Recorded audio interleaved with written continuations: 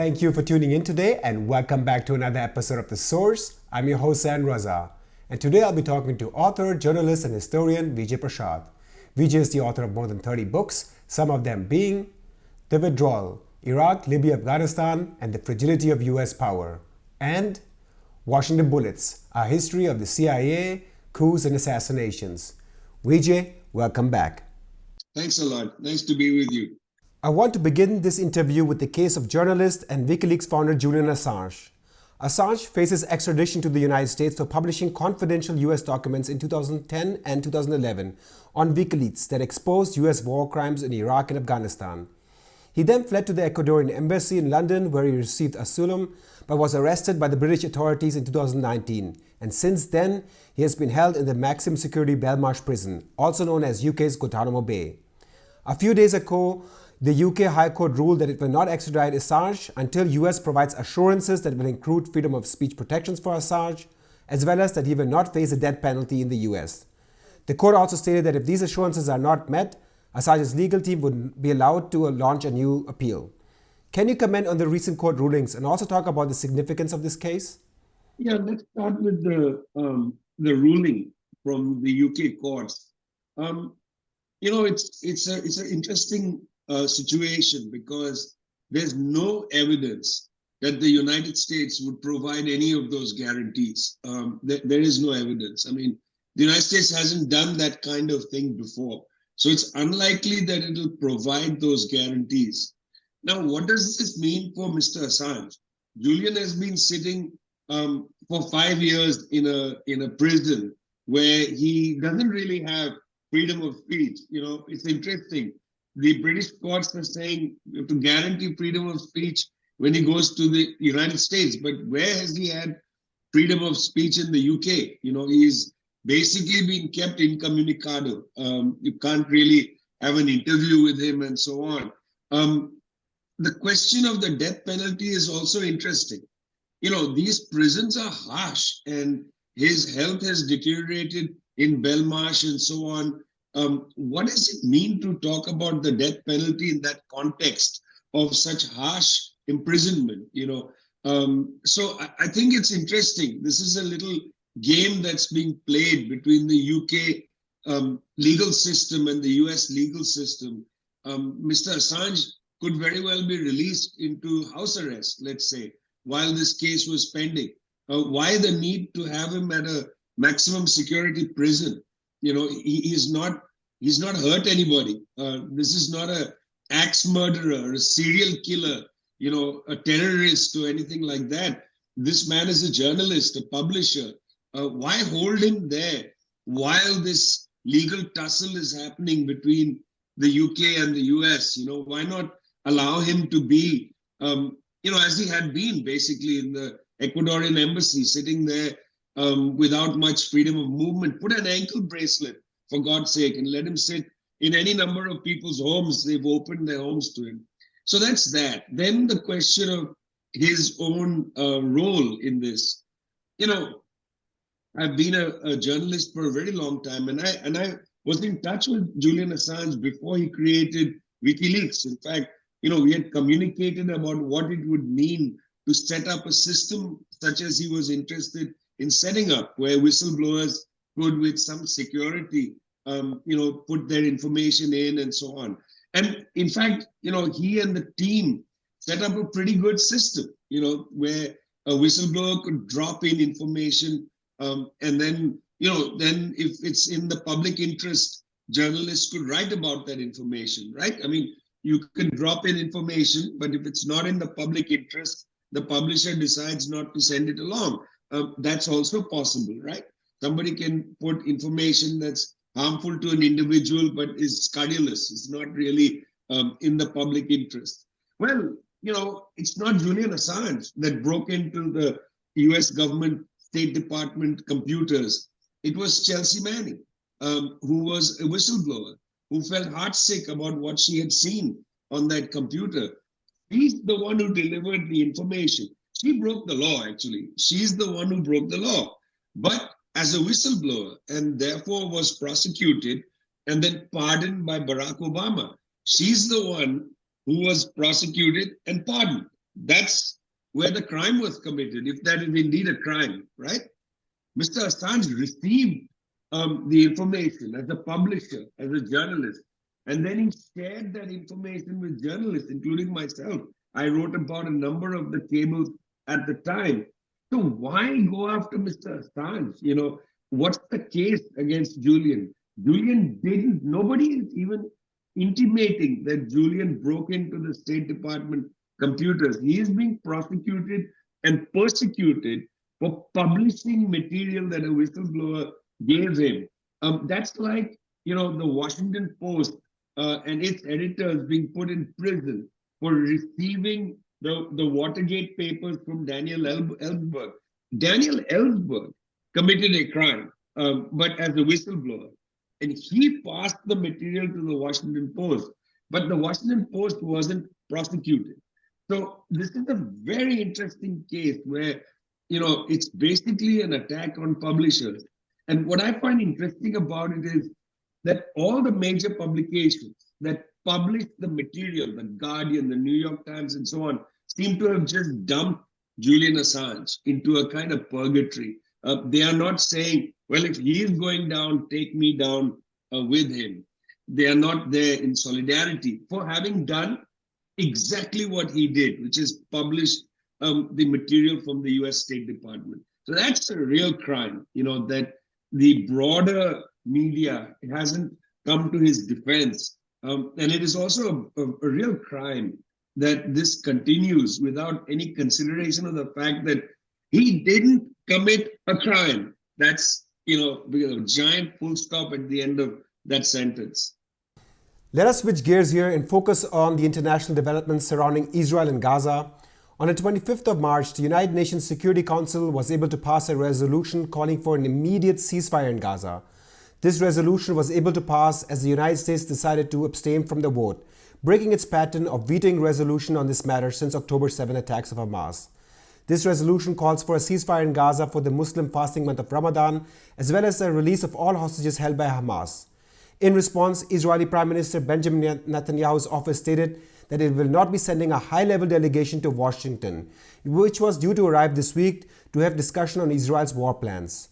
Furthermore, leading figures such as US President Joe Biden as well as Secretary of State Anthony Blinken have been quite vocal about Israel's impending military operation Rafah, calling it a red line.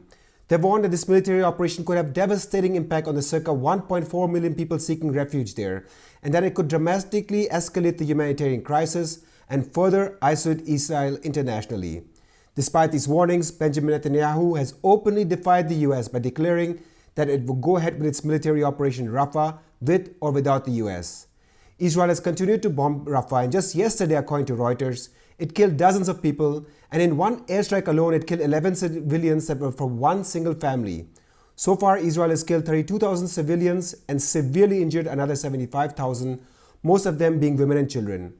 According to large parts of the German media, the US abstaining from voting at the UN Security Council, as well as the emphasis of the Rafah red line by the US, shows a significant break or substantial disagreement between US and Israel. How do you evaluate these developments? Well, there's a number of things I think that are important to consider. First, there is a presidential election in the United States in November of this year. Mr. Biden is going to face off against Donald Trump. In the primary, in order to become the candidate for the Democratic Party in the state of Michigan, about 10,000 people voted uncommitted. This is a campaign that developed in Michigan led by pro-Palestine activists. 10,000 people is a significant number that voted uncommitted. The message they sent was they are not willing to not only vote for Mr. Biden, but campaign for him.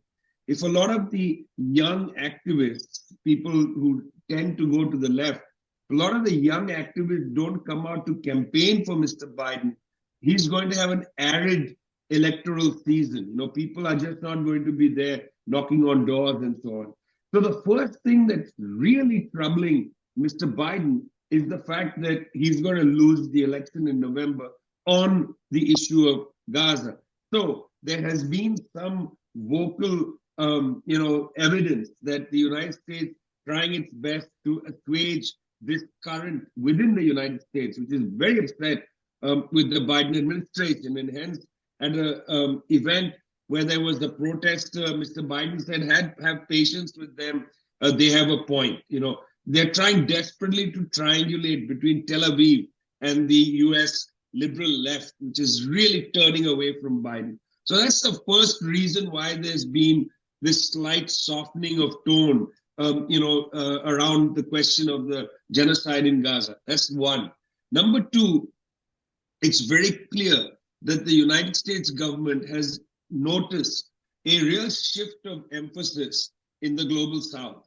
Most countries now in the South are standing with Palestine. I mean, it was extremely embarrassing to watch German Chancellor Olaf Scholz with Malaysian Prime Minister Anwar Ibrahim, where Mr. Scholz sort of came in and said, well, let's not forget we stand with Israel and so on. And Anwar Ibrahim just said, what's become of your humanity? I mean, do you have any moral compass? A very powerful statement. That little clip went viral. And I think the United States is cognizant of the fact that the global South countries have turned against the West, the global North, on the issue of Palestine, and they want to win back some of the countries on their side. I mean, what South Africa has done by taking Israel to the International Court of Justice, and then, having these new cases, Nicaragua taking Germany for a dispute and so on, that has sent a message to the US. So that's the second reason why there's a kind of softening of tone. The third thing I think that's important is that, there's only so much that can be tolerated in a war. You killed 32,000 civilians. You've put enormous pressure on the Palestinian population in Gaza, and there's no end point. Where does this end? Like, are you going to kill them all the Palestinians, push them into Egypt?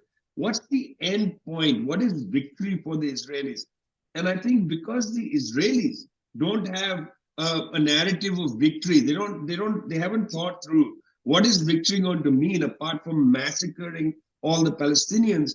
I mean, this I think is now raised the red flag of caution in the United States, that people are thinking, well, what is victory going to mean? Are they going to kill everybody? That cannot be sustained. And that's the third thing. But I don't want to exaggerate all this, because at the same time, the United States continues to supply Israel with weaponry. Germany continues to supply Israel with weaponry. That hasn't stopped. So there is a softening of tone for political reasons. But underneath everything, logistical support, military support, and to some extent, diplomatic support continues. By the way, after the United States voted to abstain from the ceasefire resolution, they did something very nasty. They started walking around saying it's a non-binding resolution. There is no such thing as a non-binding UN Security Council resolution. There is a non-binding statement.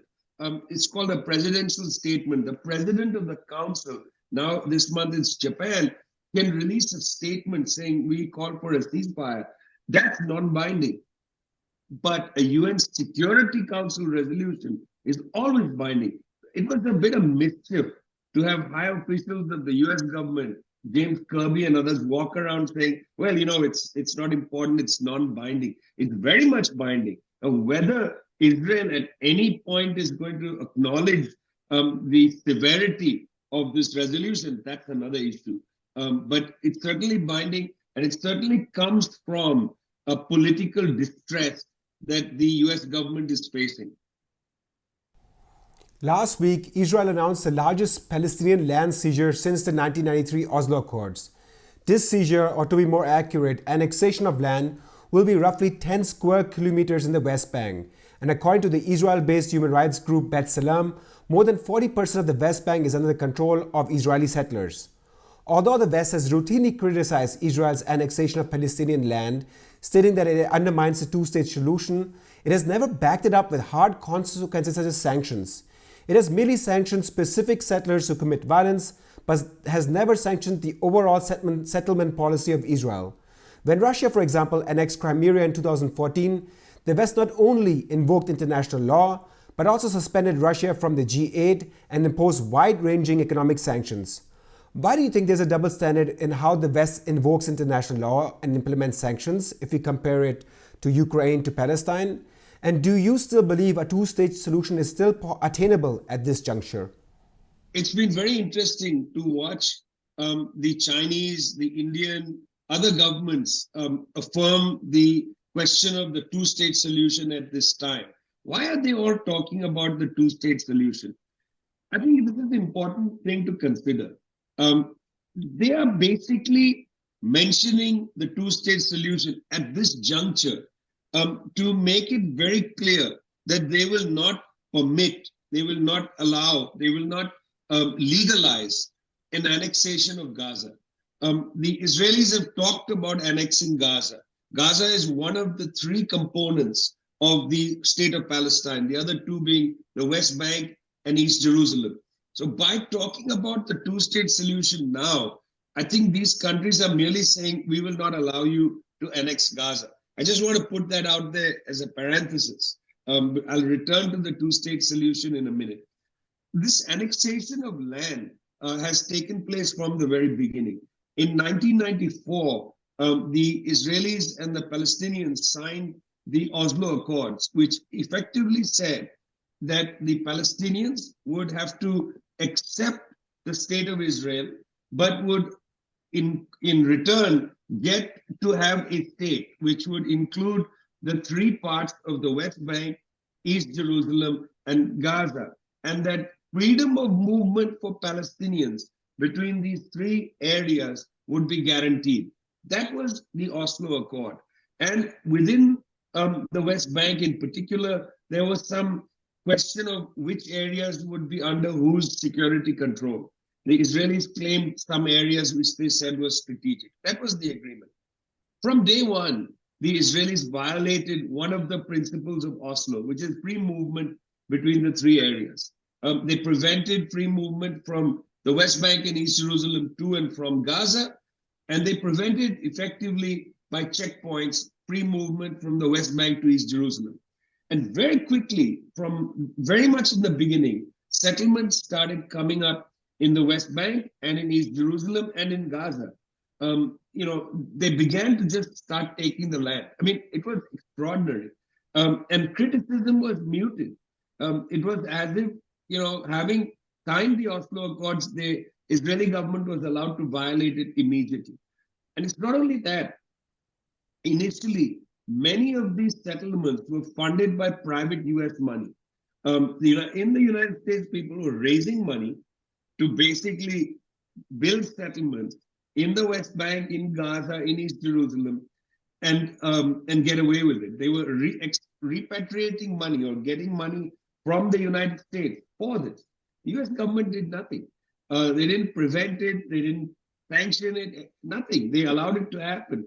And now you've reached the point where in the West Bank and in East Jerusalem, significant tracts of land have been annexed by the Israeli government, by the military, and have been annexed by private settlers. Now, the US government has sanctioned a few most extreme private settlers, but they haven't sanctioned the illegal settlements. The International Court of Justice in 2002 received a complaint from South Africa. This is now 20 years ago, about a wall that the Israelis were building around the West Bank, which would prevent free movement between the West Bank and East Jerusalem. That wall is called the apartheid wall. The ICJ gave a ruling criticizing that wall. This is 20 years ago. So in a very clear and direct sense, the United States has been fully complicit in undermining the two-state solution, fully complicit in undermining the two-state solution. Now, today, is there a possibility of a two-state solution? Well, certainly it's important to maintain that on the table so that tomorrow the Israelis don't annex Gaza. I think it's important as a break. Beyond that, is a two-state solution viable? Very difficult. Was it viable even in 94? Unlikely. I think the Palestinians have to come up with a project. It's not for me and you to decide whether a two-state solution is a good idea or what's a good idea. People there have to come up with their own project. What's very clear is the Israeli state is committed to a one state, and that's a one apartheid state, where the Israeli state goes from the Jordan River to the Mediterranean Sea and has Palestinians as second-class citizens, what you already have now within 1948 lines. That seems to be the Israeli project, a one-state apartheid state project. What the Palestinians will have to fight for, we'll have to see. I don't believe that a two-state solution is totally viable. But again, this is not for us to decide. This is for them to decide. On the table, there's a lot of discussion going on. Whether it's a one state, a one democratic state of all people who live between the Jordan River and the Mediterranean Sea, all the people, equal rights, and so on. This would, of course, threaten the idea of the Jewish state because you'd have, almost equivalent populations. Now, is there a place for something called a Jewish state on the planet? Is it acceptable to have any state, a Muslim state, let's say, or a Jewish state? Are these things acceptable? I tend to favor a Republican process, where there are minority rights and so on, but not an ethno-nationalist state. This is the old European concept, which I think is really created too many wars, over too long a time. The church-state nexus, as it were. I hope that that's not something that people find acceptable. Regardless of the crimes of the Holocaust, I don't think that the crimes of the Holocaust necessarily lead to an ethno-nationalist state. I think that's itself a bad idea. But again, that's for the people to work out politically. Whenever the 24th of February approaches in Germany, the day that marks the second anniversary of the Russian invasion of Ukraine that just passed, many reports and documentaries are released during the run-up, reaching its peak on the 24th of February. German media outlets dedicate their airtime strongly focusing on the horrors of war that the Russian invasion unleashed. Not only do we see a rapid spike in frequency of such coverage, but also the quality is in-depth, providing a detailed as well as emotional focus on the victims of war. On the other hand, whenever the 20th of March comes around every year, the day that the US invaded Iraq based on the lie of weapons of mass destruction that killed almost 8 to 9 times the amount of people in contrast to the Ukraine war, with conservative estimates documenting around 300 to 350,000 civilians killed, we see no such coverage. Even though the war killed more civilians, had a major impact in the Middle East, was more brutal in nature, and even created the conditions for the refugee crisis that Europe has been still experiencing since 2015 until today, we rarely, if at all, are exposed to the quantitative and qualitative in-depth coverage that we are accustomed to Ukraine. In fact, Germany's leading daily news outlet called the Tagesschau did not even mention the Iraq war in its 8 p.m. primetime news segment on March 20th, let alone commemorate it. As someone who has written ostensibly on the Iraq war, can you talk about the discrepancy in media coverage and thereafter assess the legacy of this war? Well, I'm very sorry to hear that the German media didn't cover the anniversary of the Iraq war. I was not aware of that. I'm very sorry about that because in 2002-2003, then Chancellor Gerhard Schroeder made some interesting statements about the war that was going to happen against Iraq. I mean, the German government wasn't prepared to go along with it at the time. And, I think it's a shame that the media today doesn't remember that, doesn't commemorate that. I mean, Mr. Schroeder himself is alive and well. Why hasn't he made a public statement saying, remember, in 2002, many European countries, including France, were not happy with this lead up to the war against the Iraqi people, the illegal war, because there was no UN resolution. Where is Gerhard Schroeder? I know he's been talking a little bit about Ukraine and probably bemoaning the state of his own party, the Social Democratic Party. But where is he? Why isn't he reflecting all these years later on that ugly, ugly attack on Iraq, which, in the end probably took over 1 million lives in excess, maybe more, including with the use of depleted uranium in Fallujah and Ramadi. 30,000 civilians killed in Mosul in the war against ISIS. I mean, where is the commemoration of that? Did Iraq really deserve that? The way in which shock and awe took out the entire infrastructure of the country, the power grid, water treatment plants, hospitals, barbaric bombardment of that country, shown live on American TV and then broadcast into homes around the world. I mean, grotesque. The attack on journalists, and then, of course, random war crimes. One of them revealed by Julian Assange, WikiLeaks, thanks to Chelsea Manning. And that was a helicopter strike on civilians, including 2 journalists in New Baghdad city in 2007. The 2 journalists were killed, one of them carrying his camera, which the helicopter pilot suggested was a gun, and they just took them out. I mean, where is that memory? And it's so recent. It's incredible. I covered that war. I have memories of places like New Baghdad city. Where is the reporting? I'm sorry to say, I'm actually distressed that the German media, again for good reason, Zain, because of the government position in 2003. I'm surprised and horrified that there's no media that's willing to look back and say, my God, let's remember that, because war is ugly. But I assume that this is entirely propaganda, which prevents the mention of that war, because right now the United States, the Germans and others are at war in Ukraine. And I think, if they brought up the ugly war in Iraq, it might make people think about, well, what's going on in Ukraine? Why is NATO involved in a conflict on the Russian border? I mean, one of the things that I've thought a lot about regarding war is territory. Ukraine has to live next to Russia. That's its fate. That's where Ukraine exists, Zain.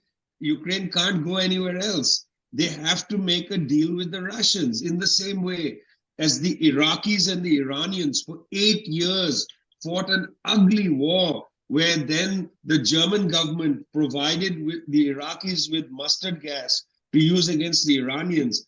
Eventually, they had to come to terms with the fact, well, we're going to have to live next to them, and we are neighbors, and we share a kind of culture in a way. Parts of Iraq shares culture with Iran and so on. Got to live next to each other, got to come to terms with each other.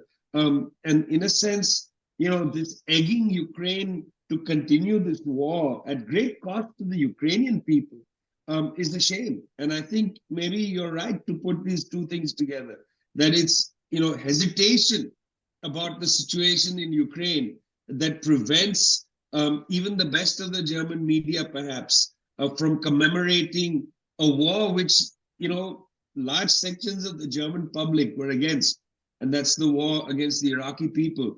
And I would hazard now, larger and larger sections of the German public are against increasing support for the war in Ukraine. I think the inflation in Germany, the sense of desolation about the war will create a new majority. And I'm interested to see in Germany how the European elections go, and then eventually the federal elections. It'll be very interesting to follow where the public is moving. Deeply dissatisfied, I think, with a culture of war making. On the 22nd of March, an Islamic State terror attack occurred at a concert venue near Moscow, killing around 143 people. The 4 gunmen, as well as 7 others related to the attacks, were quickly caught and arrested by the Russian authorities and charged with terrorism. The Islamic State Khorasan Province, ISKP, which is based in Afghanistan, took responsibility for these attacks. However, Russian President Vladimir Putin stated that there were some traces to Kyiv. Specifically, he said that these terrorists were in contact with Ukraine and tried to use a corridor to flee that was being provided by Ukraine. No evidence, however, has been presented to back this version. In the wake of these attacks, European countries are raising the terror alarms and implementing policies to beef up security. For a long time, it seemed that Islamic terrorism was fading after the defeat of the Islamic State in Iraq and Syria. However, now it seems to come back. Can you provide an assessment of this resurgence? Well, it's not clear that Islamic terrorism or right-wing, Islamist terrorists are returning. It's not clear. I mean, this is one attack. There has been a long period of relative quiet in a way. So let's go back to something interesting. Firstly, most of the men involved in this attack seem to have come from Tajikistan. I remember in Western Syria, a number of people from Tajikistan, Uzbekistan, from Xinjiang province in China and so on, had come as militants to fight with the various Al-Qaeda groups. At the time, they were mainly with Al-Qaeda, and then some of them went to ISIS. So that was an incubator for a lot of these Central Asian Islamist radicals, and including, as I said, from the Xinjiang province in China. There were Uyghur radicals there as well, the East Turkmenistan group and so on. So these groupings, don't forget, were squeezed by the Russian military intervention in 2015. Russia intervened in Syria militarily to defend the government of Bashar al-Assad and to defend the Russian naval port in Tartus, Latakia. So there is a history of Russia directly confronting these Central Asian militants in Syria. So it's very plausible that this is a revenge attack for that. But my God, that's 9 years ago that Russia intervened in Syria. It's very possible this is related to that. One of them seems to have had some Ukrainian papers. That's the basis upon which Mr. Putin made those statements. One of them had Ukrainian papers, and they seem to be going off toward Ukraine. Hard to say, it's very difficult.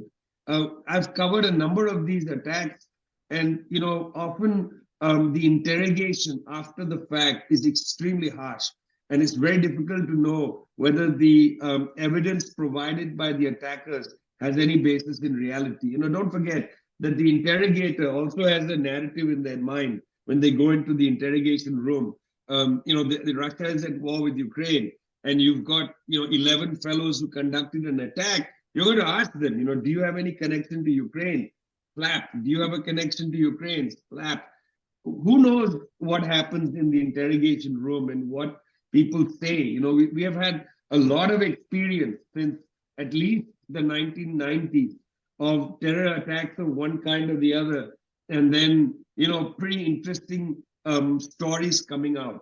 It's not impossible that some Ukrainian intelligence organization, the so-called what is called SBU, Ukrainian intelligence. It's not impossible that Ukrainian intelligence found a bunch of Tajik militants who were very upset with Russia's intervention in Syria and decided to direct them to do this kind of attack. It's also not impossible that the United States picked up some chatter and then put out that warning. It's not impossible. But I mean, it's really hard to say what exactly happened. It's very hard to say. It's not like these 7 or 11 men are going to be turned over to some independent authority, or that, some independent journalists are going to interview. It's not going to happen. We're going to get the information we get from the Russian state. They are in the middle of a war with Ukraine and so on. There will be a way in which the story might fit the reality. We don't know what's going to happen. I mean, this is not the first attack of this kind in Russia. Mr. Putin, as the president, has experienced this before during the second war against the Chechens, which he prosecuted. There were a number of attacks in Moscow. Then even subsequent to that, there were a few attacks. This is not unusual. Russia itself has a problem with militancy because of the Dagestan, Chechnya crises that developed during the time of Mr. Yeltsin. You may remember the first Chechen war was right after the fall of the Soviet Union. So it's not clear what exactly is happening here. But I don't put it past the SBU, the Ukrainian intelligence, for fiddling around with loose strings inside Russia or inside Syria. Who knows what happened? Who knows whether US intelligence was involved? These are all realities. We don't need to be conspiracy theorists here.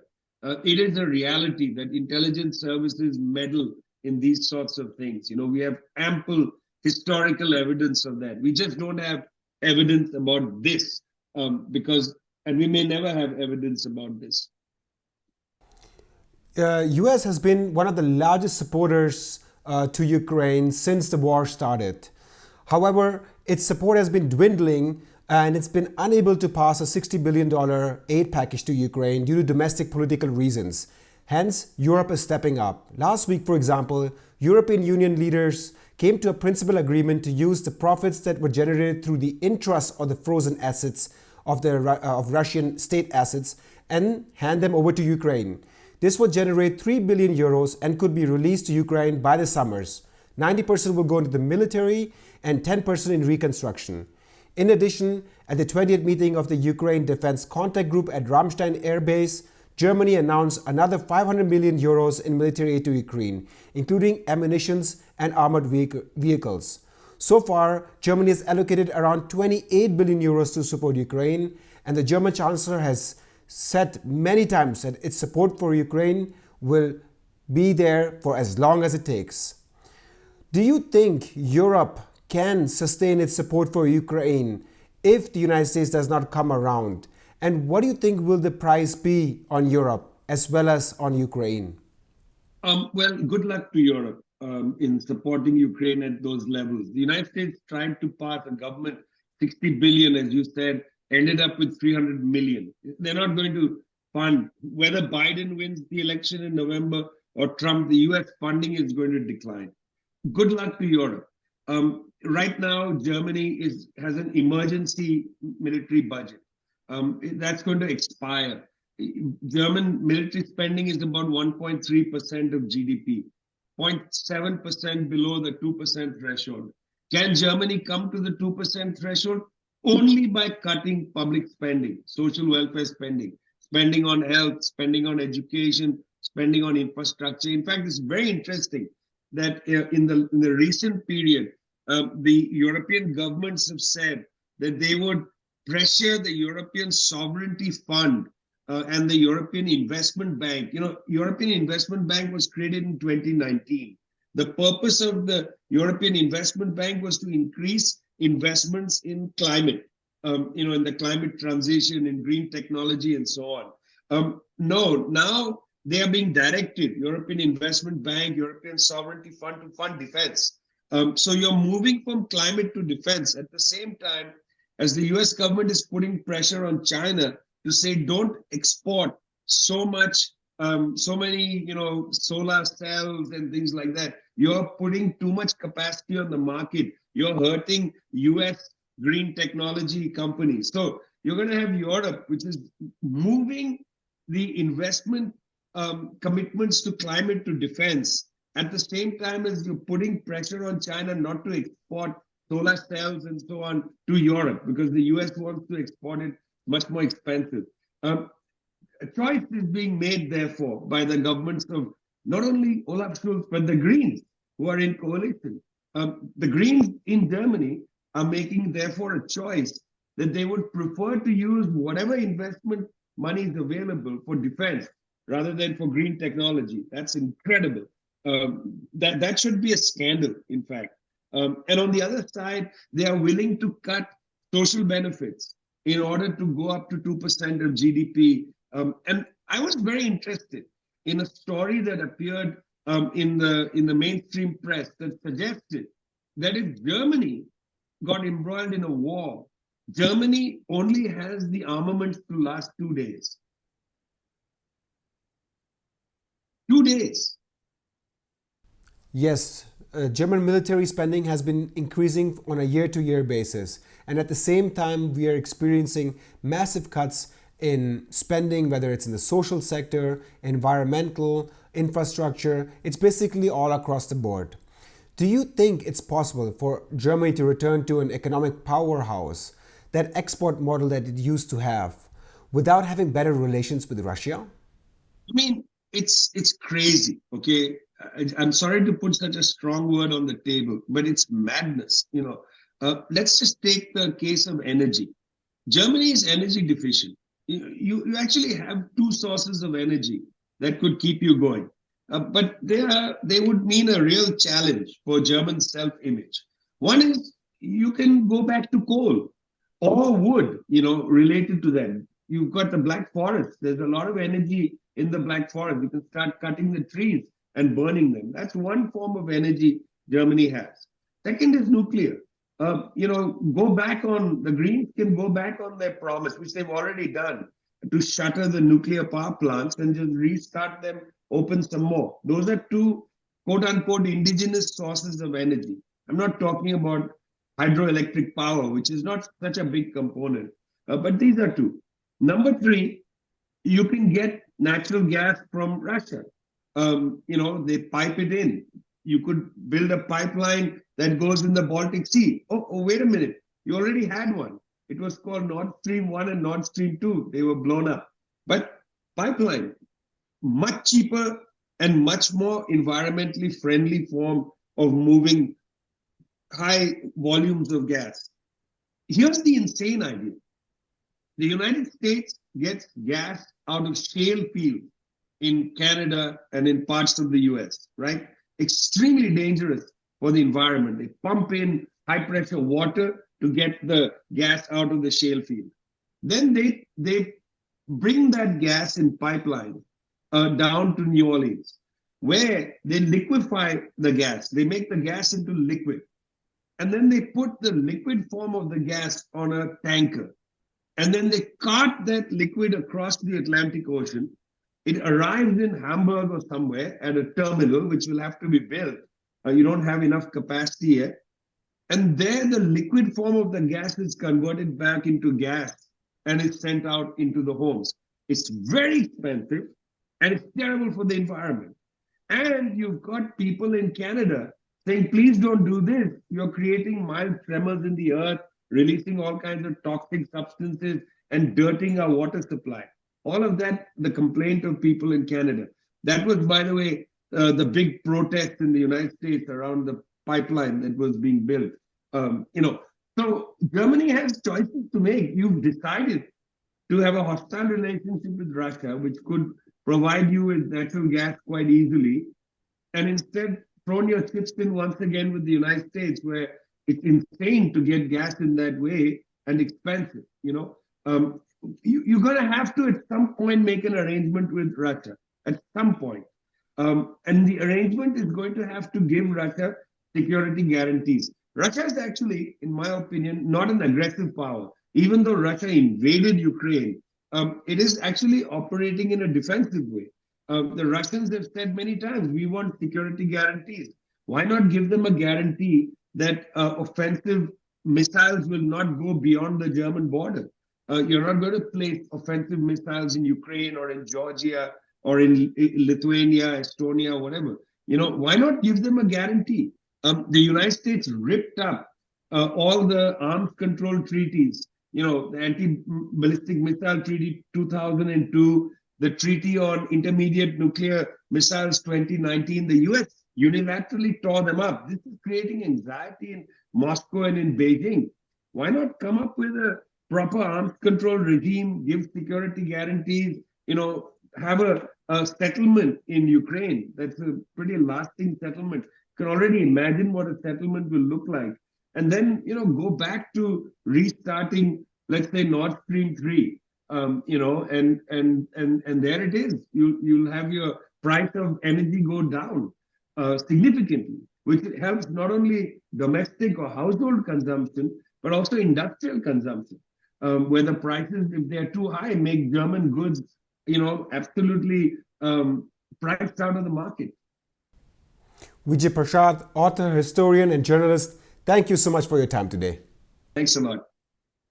And thank you for tuning in today. Please don't forget to join our alternative channels on Rumble, Telegram, as well as a podcast called Podbean. YouTube, which is owned by Google, can shadow ban and censor us at any time. So we're asking all of our viewers to join us today, and not if it's too late, because once we get shadow banned or censored, we won't be able to reach you. You will be able to find the links to these platforms in the description of this video below. And if you're watching our videos regularly, make sure to support us with a standing order via Patreon, PayPal, or a bank account. If all of our 145,000 subscribers would just donate a few euros every month to us, we will be able to cover our costs for the next 4 to 5 years. Our journalism's core principle is not to take any money from governments or corporations. Hence, we only depend on you to continue. Thank you for watching today. I'm your host Zain Raza, and see you next time.